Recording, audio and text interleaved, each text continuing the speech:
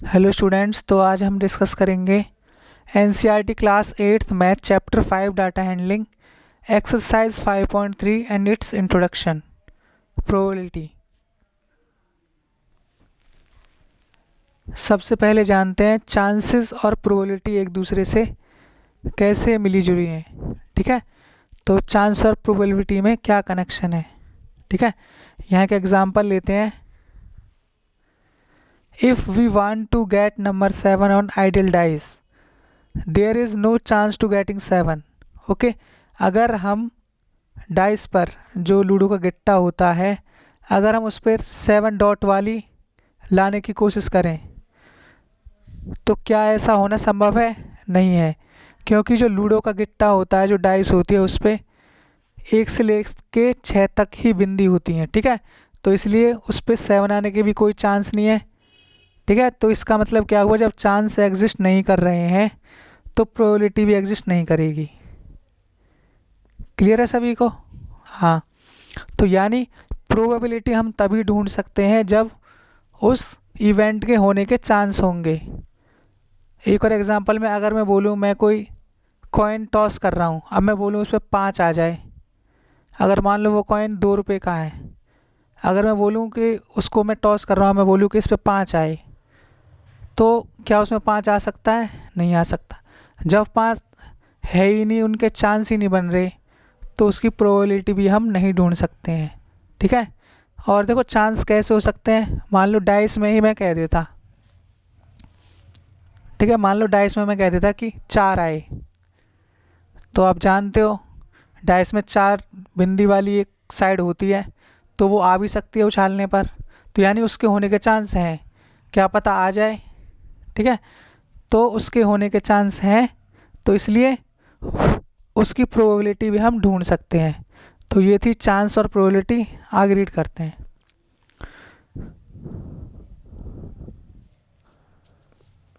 Next, if we toss a coin there will be chance to get head और tail, so probability exist. Okay, अगर हम coin को toss करते हैं तो हो सकता है टेल आए या हेड आए, तो इसका मतलब क्या हुआ, उनकी प्रोबेबिलिटी एग्जिस्ट करती है। ठीक है, बस आपको ये बात ध्यान रखनी है, if chance of outcomes of an event are equally likely happen then their probability also happen or to have। यानी अगर कोई भी इवेंट हो रहा है, अगर उसमें किसी के आने के चांस एग्जिस्ट करते हैं, यानी बराबर आते हैं, तो इसका मतलब है कि उसकी प्रोबेबिलिटी हम निकाल सकते हैं, ढूंढ सकते हैं। ठीक है, आगे मूव करते हैं।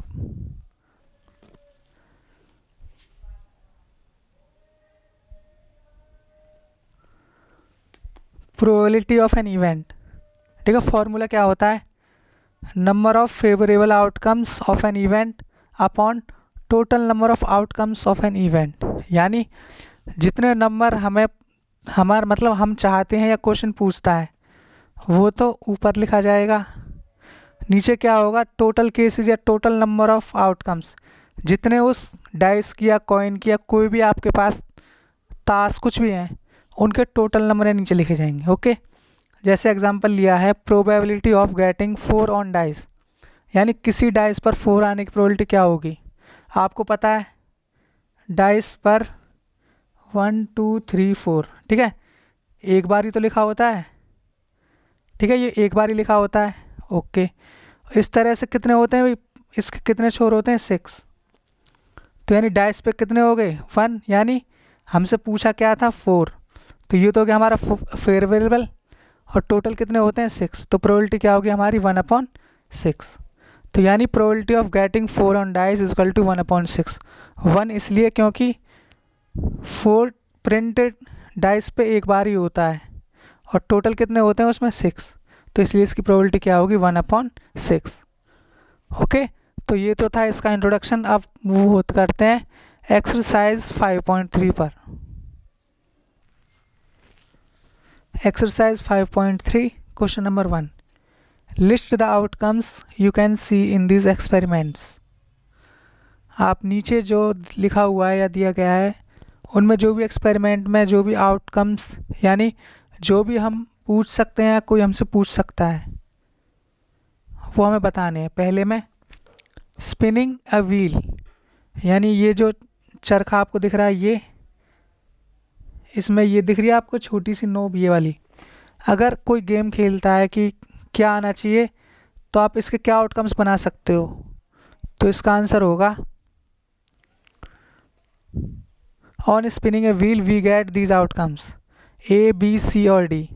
यानी अगर हम किसी से पूछें कि भाई क्या आना चाहिए, तो हम इन 4 नंबरों में से ही पूछेंगे, ए बी सी और डी, इनमें से ही पूछेंगे।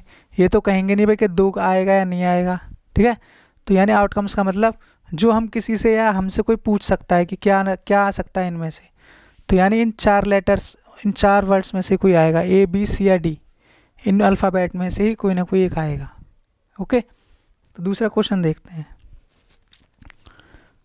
टॉसिंग 2 कॉइन टुगेदर, पहला कॉइन और दूसरा कॉइन, इन दोनों को टॉस करना है, ठीक है। तो हमारे क्या आउटकम्स बनेंगे, देखो, पहला कॉइन, दूसरा कॉइन, देखो क्या हो सकता है। By tossing 2 coins together we get these outcomes. हो सकता है पहले पे हेड आए, दूसरे पे भी हेड आए, पहले पे हेड आए दूसरे पे टेल आए, पहले पे टेल आए दूसरे पे हेड आए, या दोनों पे टेल आए, ऐसा हो सकता है, ठीक है। तो ये हमने आउटकम्स लिख दिए और यही बताना था। और यहाँ नीचे लिख देंगे where H stands for head and T stands for tail on coins respectively, यानी दोनों कॉइन पर एच का मतलब हेड है और टेल का मतलब टी से दिखाया गया है, ठीक है, T for tail. Next question देखते हैं। When a die is thrown, first हो गया, सेकंड देखो। When a die is thrown list the outcomes of an event of getting, यानी कोई डाइस है, उसको जब उछाला जाएगा, ठीक है, उसको जब क्या है उछाला जाएगा, तो इनमें से कौन कौन सा आउटकम्स आ सकते हैं। पहला ए प्राइम नंबर, यानी उस डाइस में प्राइम नंबर आने के कितने आउटकम्स बनेंगे, ठीक है। यानी डाइस में इस तरह से छपे होते हैं 1 2 3 4 5 6, इस तरह से छपी होती हैं। अब बोल रहा है प्राइम नंबर, हमको पता है प्राइम नंबर कौन से हैं, 2 3 और 5, ठीक है। तो यानी कि अगर हमसे प्राइम नंबर पूछेगा तो हम क्या चुनेंगे, 2 3 5, इनमें से ही कोई एक नंबर चुनेंगे, ठीक है, 2 हो या 3 हो या 5 हो। तो ये हमारे आउटकम्स होंगे। सेकंड पार्ट में क्या पूछा है, नॉट ए प्राइम नंबर, यानी वो प्राइम नंबर नहीं हो। सिंपल सी बात है, जब ये प्राइम नंबर है बाकी बचे हुए क्या हो जाएंगे, नॉट प्राइम नंबर। तो नॉट प्राइम नंबर कौन से होंगे, 1 4 6। तो आउटकम्स में आप हमसे क्या पूछ सकता है, नॉट प्राइम की बात आएगी, तो वो होंगे so the outcomes of an event getting a not prime number is 1 4 6। Okay, ये इसका आंसर हो जाएगा।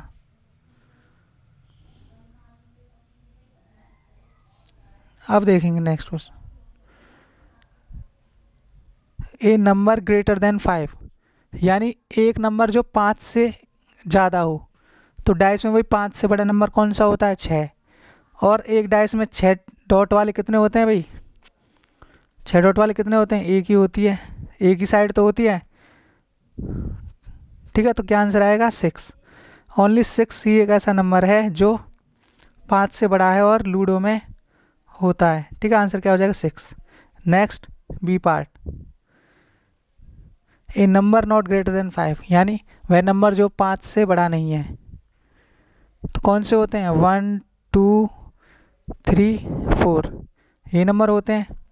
तो हमारा आंसर भी क्या हो गया, 1 2 3 4। ओके, मतलब देखो आउटकम्स का मतलब होता है कि वह चांसेस जो हम बना सकते हैं या कोई हमसे पूछ सकता है या हम किसी से पूछ सकते हैं, उन्हें बोलते हैं outcomes. Outcomes, okay. Third question देखते हैं। Find the probability of the pointer stopping on D in question number 1 A part में, ठीक है।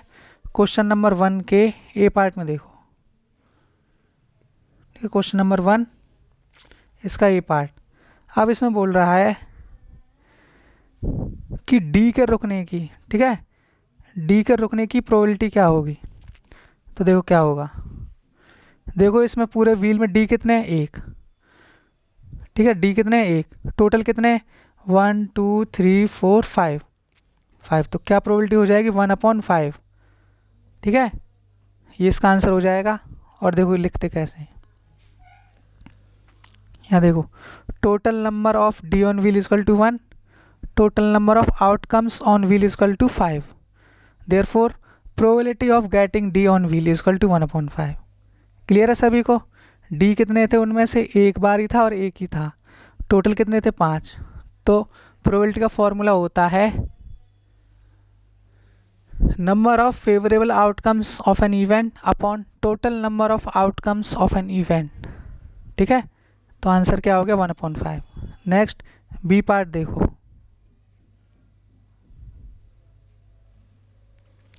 Probability of an getting ace from well shuffled pack of card.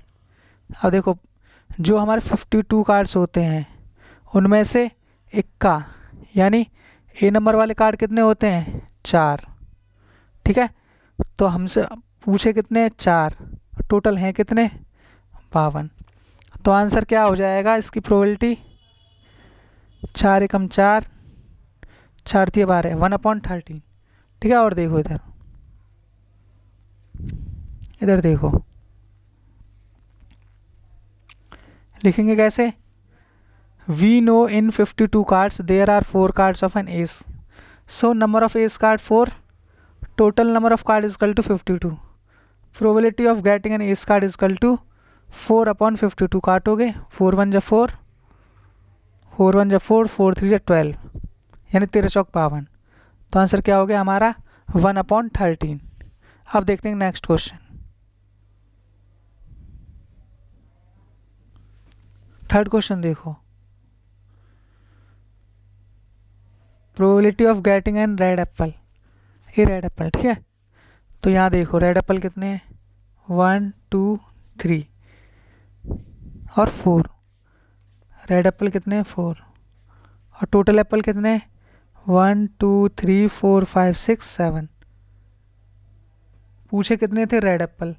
जब हम रेड एप्पल इनमें से ढूंढेंगे तो 4 में से ही कोई एक होगा, ठीक है, और टोटल कितने हैं, 7, तो हमारी प्रोबेबिलिटी क्या हो जाएगी, 4/7। अब देखो लिखेंगे कैसे, इन द फिगर, या मैंने भी बना दिया एक छोटा, ठीक है, number of red apple is equal to 4, total number of apple is equal to 7, so probability of getting a red apple is equal to 4/7, ये हमारा आंसर हो जाएगा, ठीक है। अब क्वेश्चन नंबर 4 देखते हैं,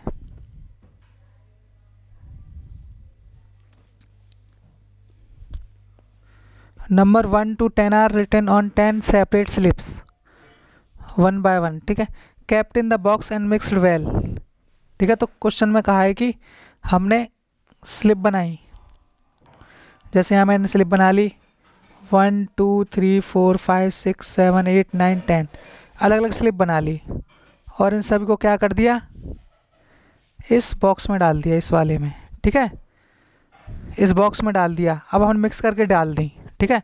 अब क्वेश्चन क्या पूछ रहा है,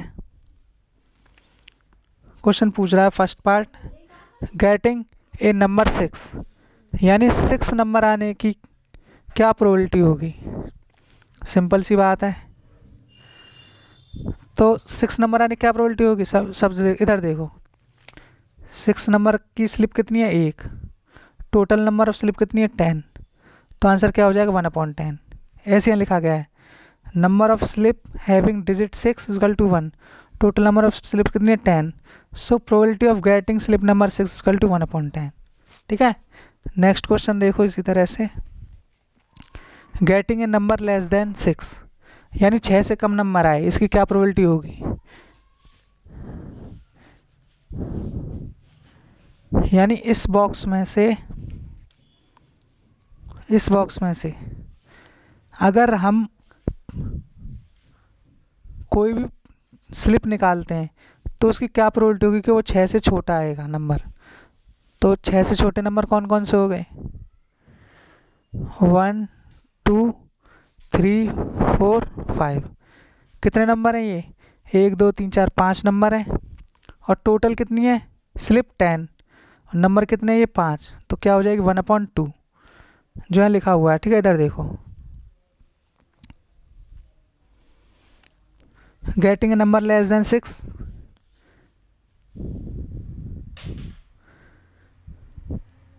number of slip having digit less than 6 are 1 2 3 4 5, that is 5. So total number of slip is equal to 10. Therefore probability of getting slip number less than 6 is equal to 5/2. काटोगे 5 1 जा 5, 5 2 जा 10, answer क्या हो जाएगा 1/2। Clear है? Answer हो जाएगा 1/2। Next, अब third part में पूछ रहा है इसमें getting a number greater then 6। ये एनसीईआरटी का बुक का ये पीछे से। ठीक है, तो यानी 6 से ज़्यादा आए। तो 6 से बड़े नंबर कौन से हैं? 7 8 9 10, यानी टोटल कितने नंबर हैं वो? 4। ठीक है भाई, ये नंबर 4 ही तो है गिनती में, 1 2 3 4 7 8 9 10। ठीक है, टोटल नंबर ऑफ स्लिप कितनी है? 10। तो प्रोबेबिलिटी क्या हो जाएगी? 4/10। आप काटोगे 2 2 जा 4, 2 5 जा 10, 2/5 इसकी प्रोबेबिलिटी हमारा आंसर हो जाएगा। ठीक है, नेक्स्ट, गेटिंग 1 नंबर डिजिट, यानी एक नंबर की डिजिट देखनी है। ठीक है, एक नंबर डिजिट कितनी है? 1। टोटल नंबर स्लिप कितनी है? 10। Probability of getting 1 is equal to 1/10। Simple है। अब देखो फिफ्थ क्वेश्चन में क्या है।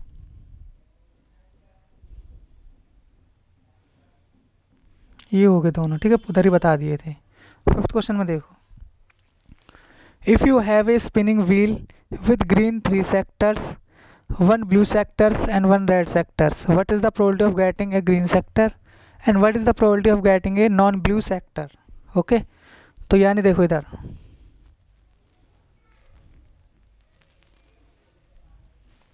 ठीक है, कोई स्पिनिंग व्हील है, इसमें 3 तो क्या है? 1 2 3 तो है हमारे ग्रीन के। इधर बना देता हूँ, 1 2 3 तो ग्रीन के हैं। ठीक है, और बाकी कौन से हैं? एक रेड का है, यानी R4 रेड, और एक है हमारा ब्लू का, ये रहा ब्लू। ठीक है, ये इस तरह से सेक्टर में डिवाइड किया हुआ है। अब क्वेश्चन पूछ रहा है what is the probability of getting green sector. Green sector की प्रोबेबिलिटी क्या होगी कि ग्रीन सेक्टर में से ही वो लिया जाए। तो ग्रीन सेक्टर कितने हैं? 1 2 3, 3 टोटल कितने हैं ये? 1 2 3 4 5। तो आंसर क्या हो गया इसका? 3/5। ठीक है, और नेक्स्ट पूछ रहा है इसमें probability of getting in non blue sector. Non blue का मतलब ब्लू नहीं आए, यानी इसको कुछ समय के लिए हटा दो। अब कितने बचे? 1 2 3 4, ब्लू को छोड़ के 4 ही बचे हैं। अब इन चारों में से ही आएगा, क्योंकि ब्लू तो हटा दिया है। तो इन चारों में से यानी 3 ग्रीन और 1 रेड, 4 हो गए। टोटल कितने थे? 5। तो इसका आंसर क्या हो जाएगा? 4/5। ठीक है, तो अब इसको करेंगे कैसे, देखो पीछे।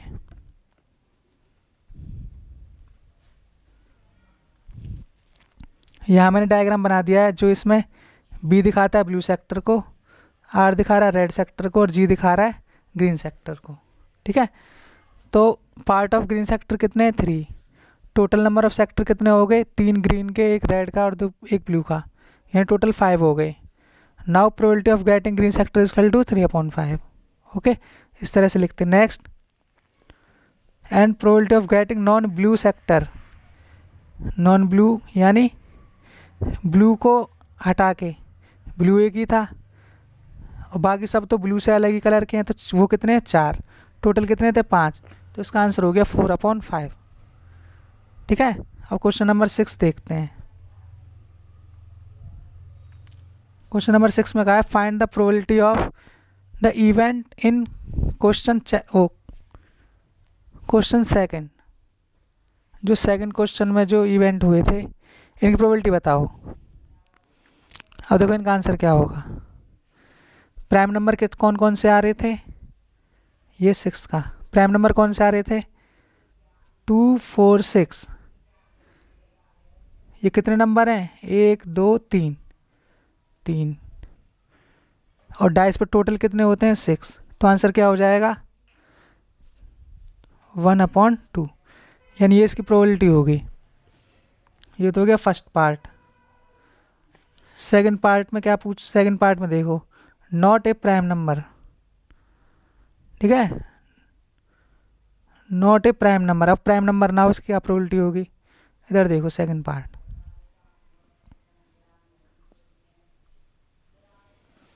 नॉट ए प्राइम नंबर यानी 1 4 6।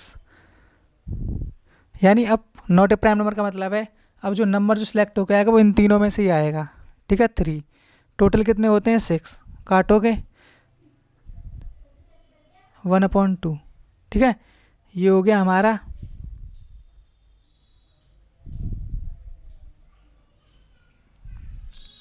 6 का फर्स्ट और 6 का सेकंड पार्ट। दोनों का आंसर क्या हो गया हमारा? 1/2 एंड 1/2। ठीक है, अब थर्ड पार्ट देखो।